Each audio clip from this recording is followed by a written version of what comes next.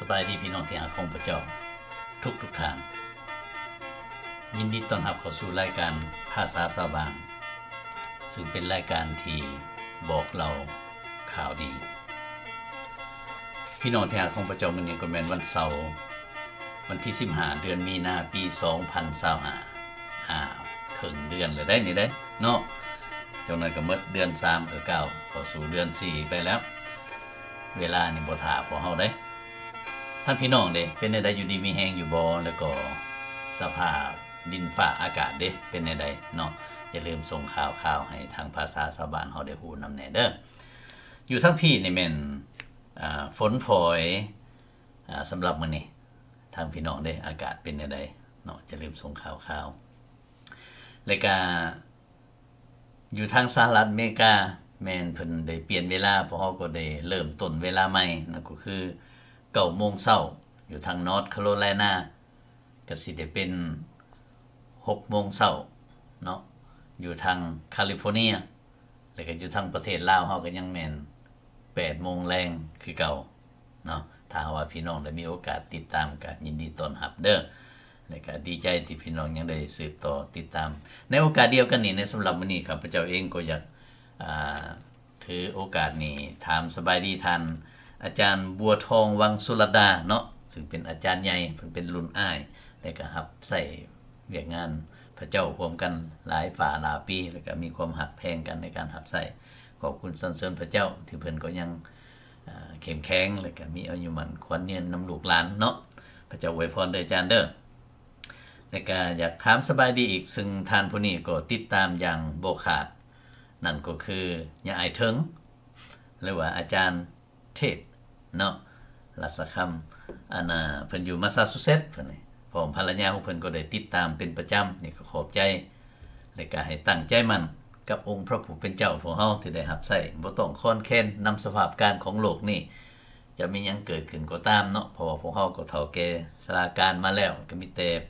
ในบั้นปลายชีวิตนี่ให้เต็มไปด้วยความสุขกับองค์พระผู้เป็นเจ้าก็สัตย์ซื่อต่อพระองค์ในการรับใช้เนาะแต่ก็ขอบใจพี่น้องอยู่ทางคริสตจักรหนองโกมอยู่ทางสวรรณเขตประเทศลาวที่ได้เต้าโฮมกันนำพาครอบครัวของข้าพเจ้าคือมีเอื้อยมีน้องเนาะที่ได้พากันจัดงานขอบคุณพระเจ้าระลึกถึงคุณงามความดีของผู้ที่เป็นพ่อแม่อยู่ในอาทิตย์ผ่านมานี่ก็ขอบคุณสรรเสริญพระเจ้าและขอบใจพี่น้องหลายๆที่ได้เอาใจใส่และก็ขอบใจพี่น้องอยู่ทางเมืองพีนเซนวนและก็ถำพวงที่ได้ร่วมใจกันอบอุ่นหนุนใจพี่น้องที่ได้รับความเสียหายจากภัยพิบัติคือไฟไหม้บ้านไฟไหม้ซองเนาะและก็ขอให้พี่น้องจงได้อดทนและก็ตั้งมั่นในองค์พระผู้เป็นเจ้าและก็อ้อนวอนเพื่อผู้ที่เพิ่นบ่ทันเชื่อในพระเจ้าที่ยังบ่ทันได้เข้าใจที่ยังเกลียดชังความหักของพระองค์อยู่ในชีวิตพวกเฮาอ้อนวอนเพื่อพวกเพิ่นย้อนว่าพวกเพิ่นบ่ฮู้พระเจ้า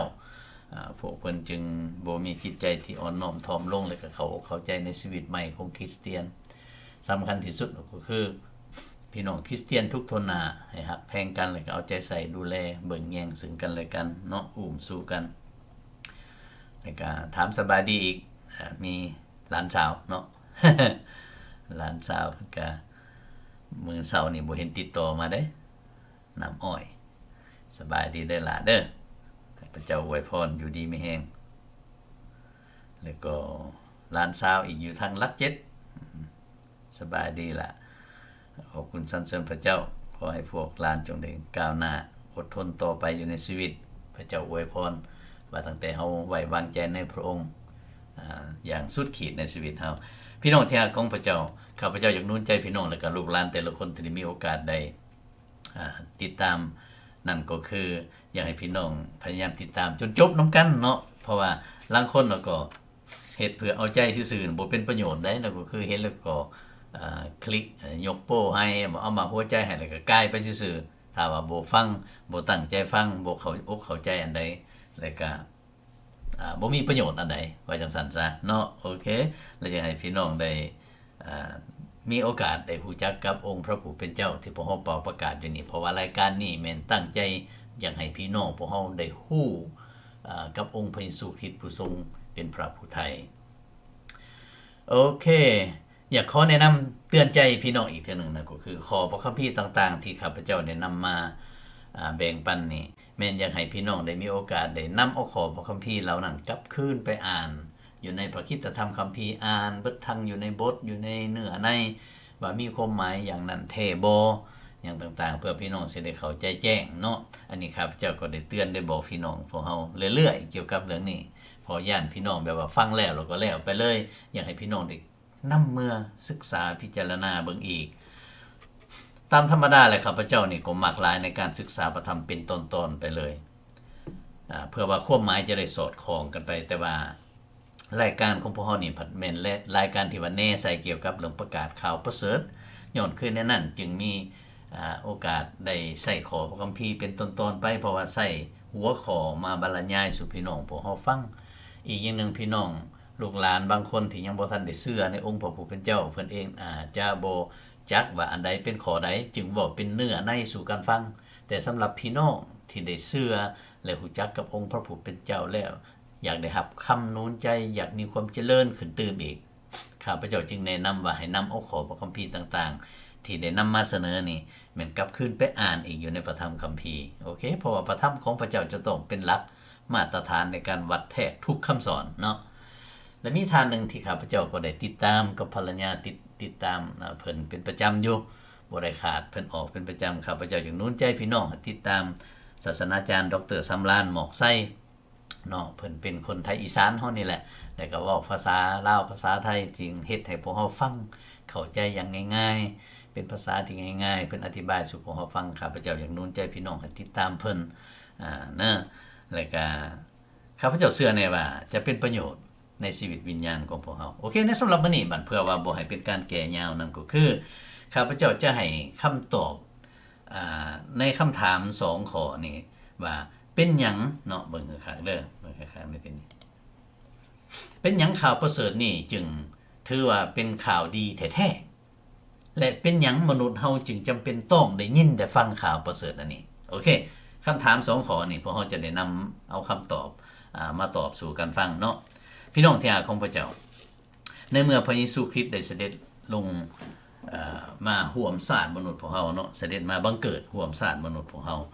เทวดาได้มาประกาศมาบอกชาวเลี้ยงแกะให้พวกเพิ่นได้ยินข่าวนี้และพวกชาวเลี้ยงแกะก็พากันสะดุ้งตกใจแต่อย่าลืมในทีนี้ชีวิตของพี่น้องชาวยิวในเวลานั้นแม่นพวกเพิ่นพากันรอคอยเนาะเพราะว่าพระเจ้าได้สัญญาอยู่ในพันธสัญญาเดิมที่พระเจ้าได้มีไว้พระเจ้าได้สัญญาว่าพระผู้โปรดให้พ้นจะมาเกิดอยู่ในเชื้อชาติของอิสราเอลนี่ชาวยิวนี่เขาก็พากันรอคอยมาหลายฝ่าหลายปีแล้วว่าจังซั่นซะผลสุดท้ายประมาณ400 ปีบ่ได้ยินข่าวหยังเลยมิดจิลีเลยย้อนขึ้นในนั้นปรากฏว่าเขาเจ้าก็คือสิว่านั่งรอคอยไปซื่อๆแต่คือสิว่าอยากหมดหวังแล้วอย่างต่างๆเนาะแต่ในเวลานั้นพวกเลี้ยงแกะก็พากันเลี้ยงแกะอยู่ในค่ำคืนนั้นแล้วก็ในค่ำคืนเดียวกันหั่นแม่นองค์พระผู้เป็นเจ้าได้เสด็จลงมาร่วมชาติมนุษย์ของเฮาเนาะมาเกิดเป็นมนุษย์ร่วมชาติเพื่อว่ามนุษย์จะได้เข้าถึงพระองค์แล้วพวกนี้ก็ตื่นตกใจเนาะในข้อพระคัมภีร์เพิ่นบันทึกไว้ในนี้ลูกาบทที่2ข้อที่10 51เพิ่นว่าแต่ว่าเทวทูตตนนั้นได้กล่าวต่อพวกเขาว่าเพิ่นคักในที่นี้พี่น้องอย่าย่านเลยเพิ่นว่าเพิ่นบอกพวกเลี้ยงแกะเพราะว่าเบิ่งแม่เฮานำเอาข่าวดีมาให้พวกท่านซึ่งจะนำเอาความชื่นชมยินดีมาสู่คนทั้งปวงเพราะว่ามื้อนี้ในเมืองของดาวิดพระผู้โปรดคือพระคริสต์ผู้ทรงเป็นองค์พระผู้เป็นเจ้านั้นได้เสด็จมาบังเกิดแล้วพี่น้องที่รักของพระเจ้านี่แหละที่พวกเขาเอิ้นว่าข่าวประเสริฐเป็นข่าวดีที่สุดเพราะว่าเขาได้คำนี้มาจากเทวทูตที่ได้บอกว่าอันนี้เป็นข่าวดีเด้อเพิ่นว่าข่าวดีนั่นก็คือข่าวเกี่ยวกับการให้พี่น้องขึ้นในนี่คงคอยมานานแล้วคงคอยมาหึงแล้วผลสุดท้ายเลยมีคนมาบอกว่ามาเลยเด้นี่เด้เป็นข่าวดีเ เป็นข่าวที่น่าตื่นเต้นว่าจังซั่นซะเนาะที่ได้ว่าโอ้ของค่อยมาแต่ถึงบาดนี้แม่นมาแล้วเนาะแม่นฮอดแล้วแม่นสิได้เห็นตัวจริงแล้วว่าจังซั่นซะจังว่าเพิ่นถือว่าการเสด็จมาขององค์พระเยซูคริสต์ผู้ทรงเป็นพระผู้โปรดมนุษย์โลกซึ่งพระเจ้าได้สัญญาไว้แล้วตั้งแต่ดึกดำบรรพ์พุ่นว่าจะเสด็จมา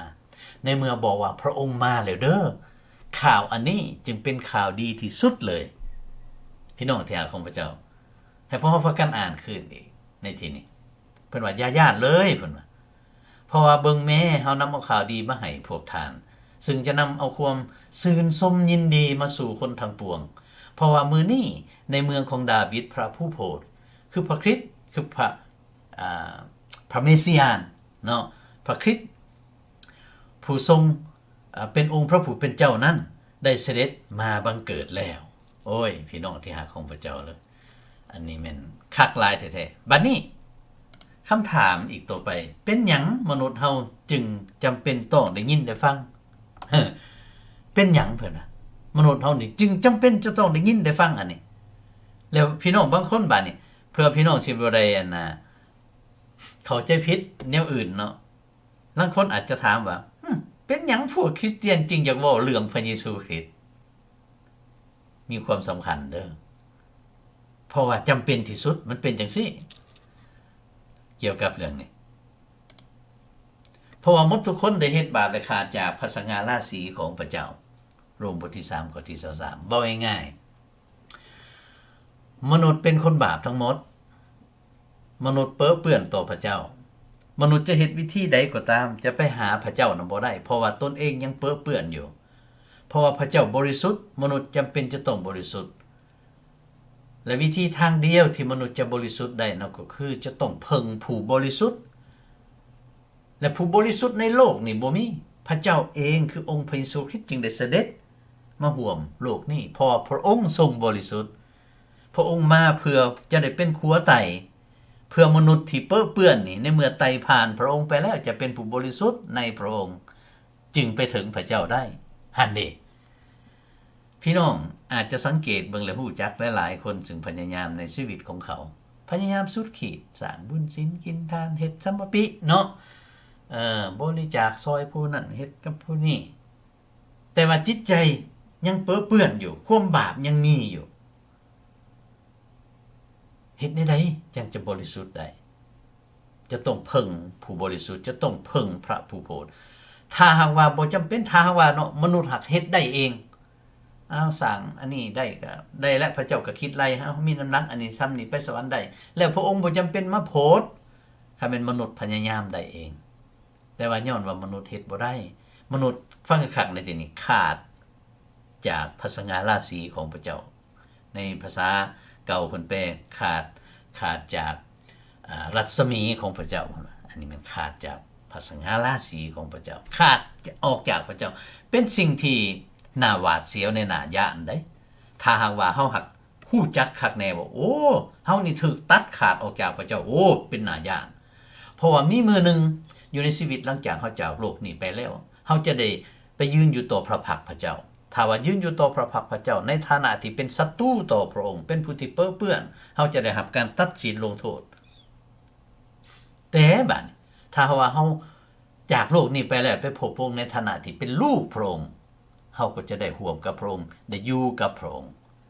พี่น้องที่รักของพระเจ้าการที่ได้ฮู้ว่าเฮานี่ถูกตัดขาดออกจากพระเจ้าเป็นที่น่าย้านกลัวที่สุดเลยเพราะว่าบั้นปลายจะได้รับโทษอย่างตลอดไปเป็นนิดเนาะบัดนี้ลางคนก็อยากปฏิเสธว่าโอ้ยข่อยนี่บ่ได้เฮ็ดบาปหยังนะบ่ได้ลักนะบ่ได้ตัวต้มนะตัวก็ตัวน้อยเดียวเนาะขี้ลักก็ขี้ลักน้อยนึงในลักษณะแบบนั้นนะนั่นนี่ก็สิผิดอยู่บ่ตามความจริงเนี่ยบ่แม่นเรื่องการปฏิบัติของเฮาหั่นเพิ่นบอกว่าเฮานั่นเกิดมาภายใต้ความบาปเกิดมาแล้วมันเป็นคนบาปมาแล้วเนาะเอาสังเกตอยู่ในพระคัมภีร์ข้อนี้โรมบทที่5ข้อที่12โรมบทที่5ข้อที่12เอา สิเบิ่งนำกันเหตุฉะนั้นพุ่นน่ะดังที่ความบาปได้เข้ามาในโลกนี้โดยผ่านทางมนุษย์คนเดียวอย่างใดเนาะและความตายก็มาทางความบาปอย่างนั้น และความตายจึงได้ลามไปถึงมนุษย์ทุกคนเบิ่งคักๆบัดนี้เพราะว่าหมดทุกๆคนได้เฮ็ดบาปแล้วเพิ่นว่าหมดทุกๆคนได้เฮ็ดบาปแล้วว่าซั่นอ้าวแสดงว่าพวกเฮานี่เกิดจากเชื้อสายของผู้ที่มีบาปได้มนุษย์เฮานี่เพราะว่ามนุษย์ผู้ทำอิฐเนี่ยทำอิฐเป็นผู้ที่บ่มีความผิดอันใดเนาะบ่มีบาปผลสุดท้ายแล้วก็บ่ฟังความพระเจ้าเลยกลายเป็นคนบาปและพวกเฮาคู่มื้อนี่มันเกิดสืบต่อเชื้อสายแห่งความบาปจึงว่าเกิดมาแล้วก็เป็นคนบาปโลดเป็นคนที่เปื้อนโลดย้อนว่าเฮาเป็นคนบาปเนาะการเฮ็ดบาปเนี่ยจึงง่ายที่สุดการตัวสิเป็นตัวเล็กตัวน้อยตัวใหญ่บ่อย่างต่างๆเนาะง่ายแท้ๆอันนี้เด็กๆเด็กน้อยคือกันบ่จำเป็นว่าไปสอนเขาว่าวิธีตัวนี่แนวใดวิธีหลอกล่อแนวใดบ่จำเป็นดีบ่ดีเขาเกิดตัวเองได้เลยนะว่าจังซั่นซะเนาะยกตัวอย่างในเมื่อเขาเจ้าเฮ็ดผิดอีหยังไปลบหลีกไปไผเฮ็ดอันนี้แกงหัวเฉยบ่ฮู้ตั้งแต่น้อยๆพุ่นน่ะเขาฮู้บ่มีผู้ใดสอนดอกเพราะว่าความบาปอยู่ภายในหั่นนำพาเฮ็ดในสิ่งนั้นนี่เด้อสิรับรู้หรือบ่รับรู้ก็อย่าปฏิเสธอันนี้บ่ได้เพราะเฮาทุกคนเกิดมาแล้วมันเป็นคนบาปนี่ได้จังว่าจำเป็นที่ทุกๆคนจะต้องได้ยินเรื่องข่าวประเสริฐนี่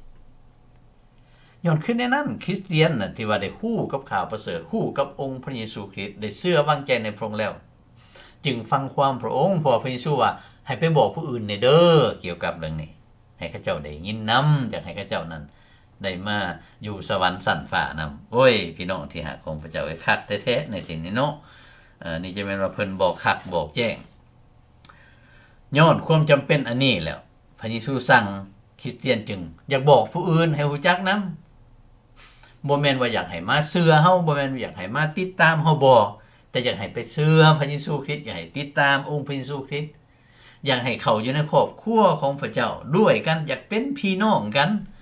ในคู่มื้อนี่แม่นพวกเฮาเป็นพี่น้องในฐานะเนื้อกายนี่ซื่อๆเลยแต่เนื้อแท้ยังบ่ทันได้เป็นจนกว่าว่าพวกเฮาหักเชื่อในองค์พระเยซูคริสต์องค์เดียวกันติดตามพระองค์เชื่อในที่นี้บ่ได้หมายความว่าเว้าแต่ปากซื่อๆและแม่นเชื่อวางใจนั่นก็คือตัดสินใจกลับใจใหม่อีหลีหันหนีจากทางเก่าหันหนีจากที่เฮ็ดงมงายไปอย่างอื่นเฮ็ดน้ำผีน้ำสางเฮ็ดน้ำฮูกปอกฮูกปั้นอย่างต่างๆกลับหนีนำศาสนาปล่อยซะก่อนต้องหันหน้าขึ้นหาพระเจ้าอันนี้เด้จังว่าเทวดาบอกว่าอันนี้เป็นข่าวดีเด้อพระองค์มาโปรดมาซอยหีบเชื่อหีบติดตามบอกง่ายๆจังซั่นซะเนาะจังซั่นบัดนี้คริสเตียนจึงนำไปบอกจึงนำไปบอกพี่น้องนี่ก็เห็นนี่ร้านไทยคำประสงค์สบายดีขอบคุณสรรเสริญพระเจ้าท่านผู้นี้ก็ฮักพระเจ้าหลายบอกพี่น้องลูกหลานสักชวนอ้วนต้านกันให้มาฮู้จักกับพระองค์ให้มาเชื่อก็หลายคนได้เพิ่นนี่เป็นทพพนะครับหลายคนแท้ๆจังซั่นพี่น้องคริสเตียนบัดนี้ข้าพเจ้าอยากหนุนใจพี่น้องให้เป็นทพพให้กับผู้อื่นนั่นก็คือให้ผู้อื่นได้เห็นแสงสว่างได้เห็นความรักและพระคุณของพระองค์อยู่ในชีวิตเฮาเพื่อผู้อื่นจะได้มาถึงองค์พระผู้เป็นเจ้าเฮ้ยคักหลายเนาะพี่น้องสิ่งสำคัญที่สุดบัดสิ่งสำคัญที่สุดในเมื่อเฮาหากได้ยินได้ฟังแล้วได้ฮู้แล้วว่าองค์พระผู้ไทยได้เสด็จมาในโลกนี้ได้ยินได้ฟังข่าวดีและพี่น้องจะตอบสนองอย่างใดนะพวกชาวเลียงแกนี่ฟ้าวแลนไปเบิ่งเหตุการณ์หลังจากได้ยินแล้วโอ้อย่าฮู้จักพี่น้องเด้สิแลนใส่หรือแลนหนีเนาะสิติดตามหรือหาทางหลีกสิรับเอาหรือปฏิเสธพี่น้องตัดสินใจเด้พี่น้องต้องตัดสินใจโอเคเอาแล้วสำนี้เนาะข่าวดีเนาะก็คือองค์พระเยซูคริสต์ผู้ทรงเป็นพระผู้โปรดมนุษย์โลกได้เสด็จมาร่วมสร้างมนุษย์เพื่อไทยมนุษย์ผู้ใดก็ตามที่วางใจเชื่อในพระองค์ผู้นั้นจะบ่ประสบกับความทิพหายแต่ได้ชีวิตอันตลอดไปเป็นนิจที่มีความสามารถไปอยู่กับพระองค์ได้เพราะว่าพระเจ้าได้ประทานสิทธิ์ให้ผู้นั้นได้กลายเป็นลูกของพระองค์เอเมนนี่มันข่าวดีแท้ๆจำเป็นบ่จึงได้ยินได้ฟังแม่นจำเป็นย้อนขึ้นในนั้นพวกเขาจึงบอกรายการภาษาชาวบ้านนี่จึงได้นำเอาข่าวดีอันนี้มาบอกเนาะโอเคขอให้พระเจ้าคุ้มครองและปกป้องรักษาอยู่ในพระคุณและก็ความหักของพระองค์และขอให้พระองค์ได้ทรงอวยพรให้พวกเราได้พบกันอีกตามน้ำพระทัยพระองค์เอเมนสบายดี